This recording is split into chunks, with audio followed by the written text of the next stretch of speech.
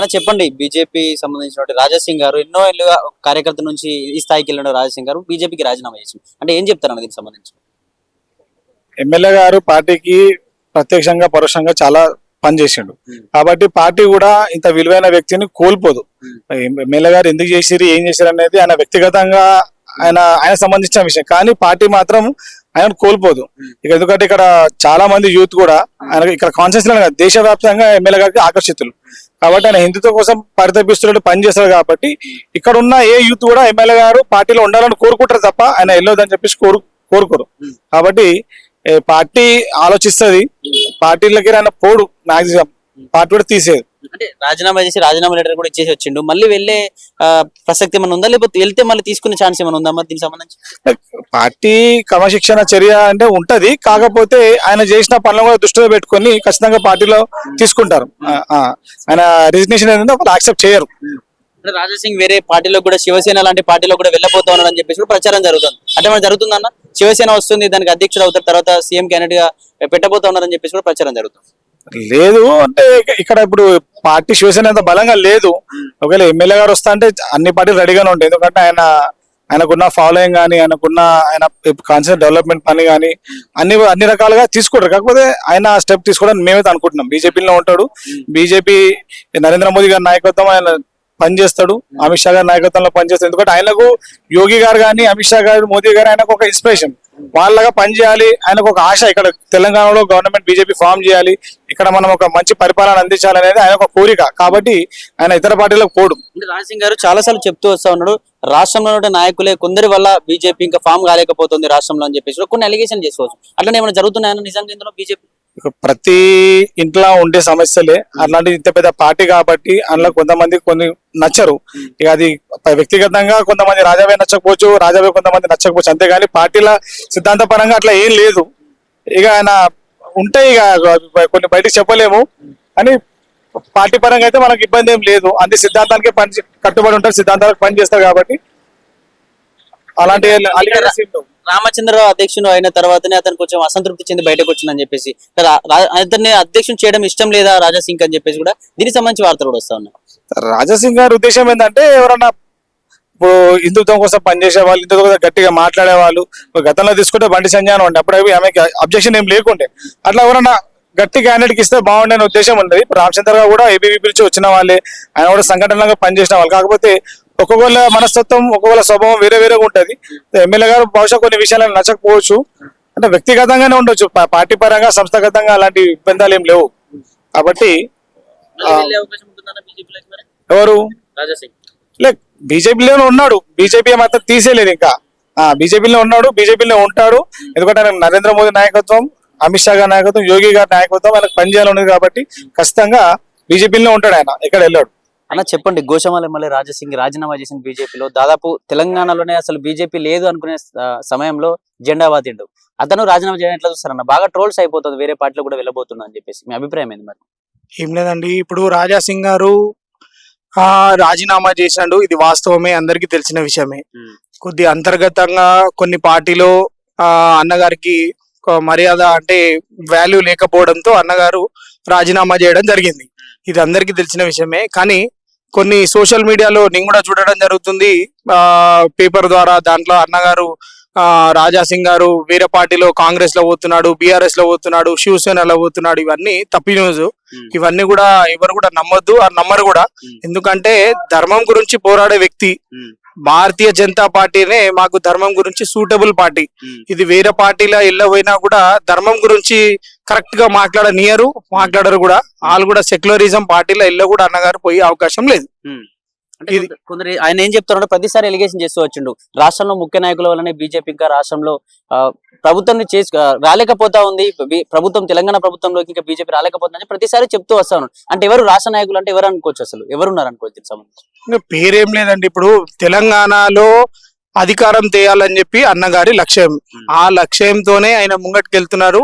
అదే లక్ష్యంతోనే మనం ముంగట్కెళ్ళి ప్రెసిడెంట్ కూడా అడగడం కూడా అదే లక్ష్యం. తెలంగాణ స్టేట్ లో భారతీయ జనతా పార్టీ సీఎం తీయాలని చెప్పి అన్నగారి లక్ష్యం. ఆ లక్ష్యం ఇప్పుడు ఎవరిని కూడా అంత భారతీయ జనతా పార్టీ అంటేనే మాకు ఒక కుటుంబం. ఆ కుటుంబంలో ఒకళ్ళు పెద్ద ఒకళ్ళు చిన్న అన్ని విధాలుగా భేదభావాలు ఉంటాయి.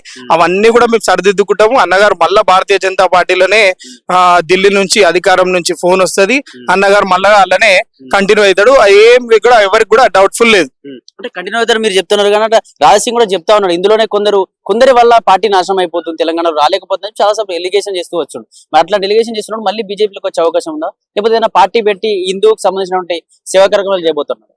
ధర్మం గురించి పోరాడుతున్నాము. కార్యకర్తలు హిందూల కట్టర్ హిందూగా కార్యకర్తలు ఎంతమంది అయితే ఉన్నారో వాళ్ళందరూ కూడా అన్నగారు బీజేపీలో రావాలనే కోరుతున్నారు.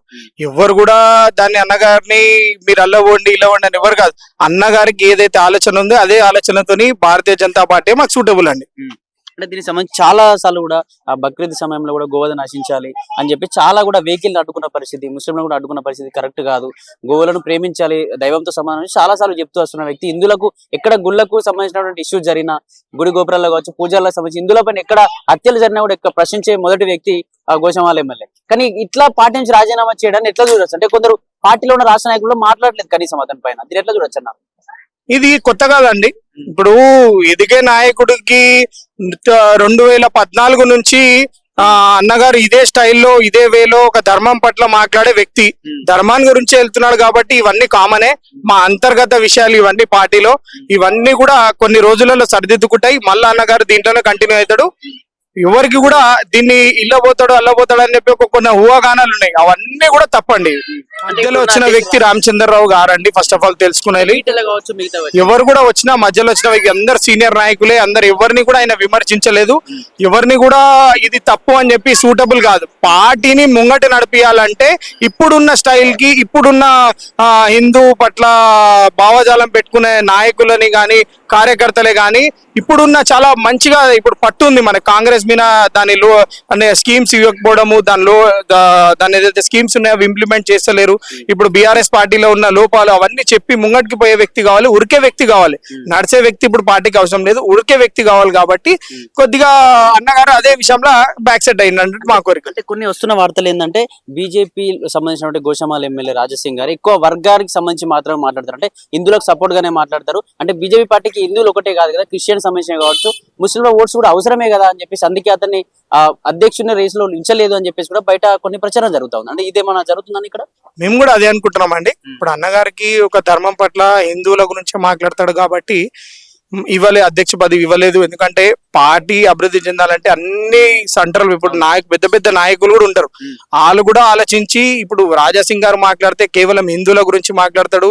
ధర్మం పట్ల ఏదైనా ఉంటే అంటే ఫస్ట్ అందరికన్నా ఫస్ట్ ఫైట్ చేసే వ్యక్తి రాజాసింగ్ గారు. దానివల్ల ఏమన్నా పార్టీలో చూసి దానికి అది ఇవ్వలేనని చెప్పి మీ అందరి ఆలోచన కూడా అదే ఉంది. కానీ ధర్మం పట్ల ఆయన పార్టీలా ఉన్నా లేకపోయినా పక్కకున్నా గానీ ధర్మాన్ని మాత్రం మోసం చేసే వ్యక్తి కాదు. ఒక ఎమ్మెల్యే ఉన్నా కూడా ధర్మం గురించే తెలంగాణ స్టేట్ లో ఇంతమంది ఎమ్మెల్యే ఉన్నారు కానీ ఏ రోజు కూడా ఎవరు కూడా ధర్మం పట్ల గౌమాత పట్ల ఎవరు కూడా మాట్లాడే వ్యక్తి, ధర్మం గురించి మాట్లాడే వ్యక్తి అయితే మేము చూడలేదు. అంటే రాజీనామా చేసిన వ్యక్తి మళ్ళీ బీజేపీలోకి వచ్చే అవకాశం ఉందంటారా? ఒకవేళ వస్తే బీజేపీ మళ్ళీ తీసుకుంటుందా? దీనికి సంబంధించి ఏం జరిగే అవకాశం ఉందంటారు? నేను ఇప్పుడే చెప్తున్నానండి, ఇది ఒక పార్టీ, భారతీయ జనతా పార్టీ అంటే ఒక మా కుటుంబంలో అమ్మ తిట్టి ఎలగొట్టినా మన ఇంటికి కొడుకు వెళ్ళిపోయినా మళ్ళా గంటన్నర తర్వాత పిలుచుకొని ఓదార్పడం జరుగుతుంది. మళ్ళా తీసుకొని మేము నడుస్తాము. ఇదే రాజాసింగ్ గారు ఆయన వేరే పార్టీలో పోడు, మేము పోనీయం కూడా. ఆయన పోయినా కూడా మేము అందరం కూడా కార్యకర్తలం అడ్డుకుంటాం. ఆయన పోనీయం. శివసేనలోకి పిల్లబోతుండు, తెలంగాణ రాష్ట్ర అధ్యక్షుడు కాబోతుండు. దీనికి సంబంధించి ప్రచారం అయిపోయిన తర్వాత ఒక మేనిఫెస్టో పెట్టుకొని కూడా దీనికి సంబంధించి మేనిఫెస్టో పెట్టుకుని ఎన్నికలకు కూడా వెళ్ళబోతా ఉండు. నెక్స్ట్ సీఎం క్యాండిడేట్ శివసేన నుంచి అని చెప్పి కూడా ప్రచారం జరుగుతుంది. అంటే ఇట్లా ఏమైనా వెళ్ళే ఛాన్స్? ఎందుకంటే ఇందులో సంబంధించి పార్టీ ఇంకోటి చూసుకున్నట్టు శివసేననే ఉంటుంది. దీనికి సంబంధించి ఏమైనా వెళ్ళే ఛాన్స్? ఇవన్నీ శివసేన ఇదన్నీ చెప్పి అన్నగారి బ్రాండ్ అంబాసిడర్ తెలంగాణ స్టేట్ కి తెలంగాణనే కాదు నేషనల్ లో కూడా చాలా మంచి పట్టున్న వ్యక్తి. ఆయన పేరు మీద కొంతమంది రాజకీయం చేసుకుంటున్నారు. అది రాజకీయం అనేది అది ఫోటోలో మాత్రమే, వీడియోలో మాత్రమే, కానీ అది ఎక్కడ కూడా వెళ్ళే వ్యక్తి కాదు ఆయన. మీరు అవన్నీ తప్పు ఇన్ఫర్మేషన్ అండి ఇస్తున్నారు ఎవరికైతే. ధన్యవాదాలు.